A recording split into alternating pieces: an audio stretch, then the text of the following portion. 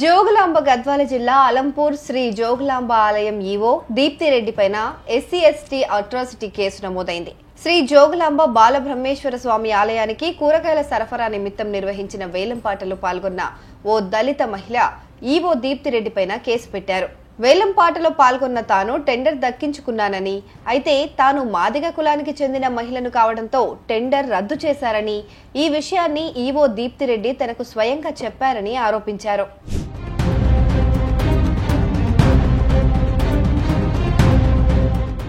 అలంపూర్కు చెందిన శ్రీలత గత నెల 8వ తేదీన శ్రీ జోగులాంబ బాలబ్రహ్మేశ్వర స్వామి ఆలయంలో నిర్వహించిన కూరగాయల టెండర్లో పాల్గొన్నారు.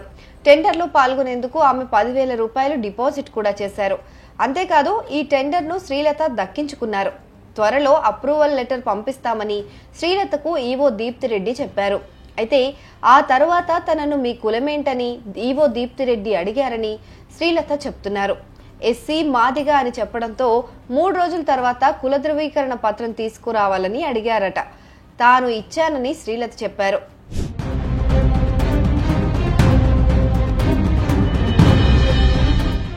ఆ తర్వాత 14వ తేదీన ఆలయ సిబ్బంది తన ఇంటికి ఎంక్వైరీకి వచ్చారని, అనంతరం తనకు వచ్చిన టెండర్ను ఈవో రద్దు చేసేశారని శ్రీలత తన ఫిర్యాదులో పేర్కొన్నారు.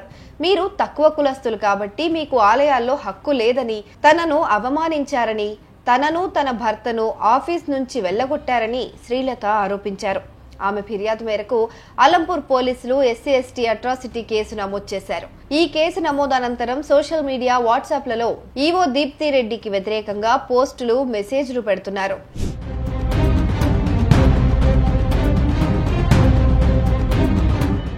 ఇదిలా ఉంటే ఈవో దీప్తిరెడ్డి వాదన మరోలా ఉంది. దేవాదాయ శాఖ నిబంధనల ప్రకారం అన్య మతస్థులకు టెండర్ ఇవ్వకూడదని, తాను అదే పని చేశానని అంటున్నారు. కుల ప్రాతిపదికన టెండర్లు ఇవ్వరని, తనపైన జరుగుతున్న ప్రచారం తప్పని చెప్తున్నారు. శ్రీలత అన్య మతస్థురాలు కాబట్టే ఆమె టెండర్ రద్దు చేసినట్లు పరోక్షంగా ఈవో దీప్తి స్పష్టం చేశారు.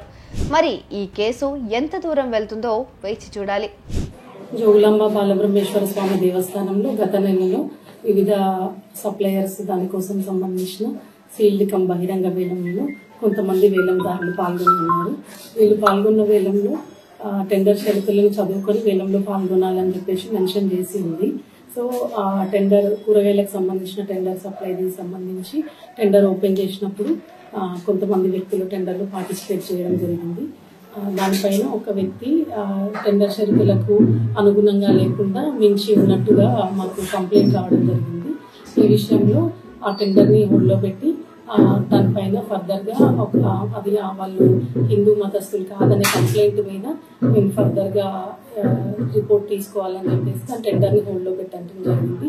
ఈ లోపలనే కొంతమంది social media, WhatsApp and social మీడియాస్లో వివిధ రూమర్స్ స్ప్రెడ్ చేస్తూ ఉన్నారు. దయచేసి ఈ రూమర్స్ ఎవరు నమ్మకండి. ఈవో యొక్క పరిధి ఇక్కడున్న పరిస్థితులన్నీ అంచనా వేసి దేవాదాయ ధర్మాదాయ శాఖకి పంపించడం వరకు మాత్రమే ఉంటుంది.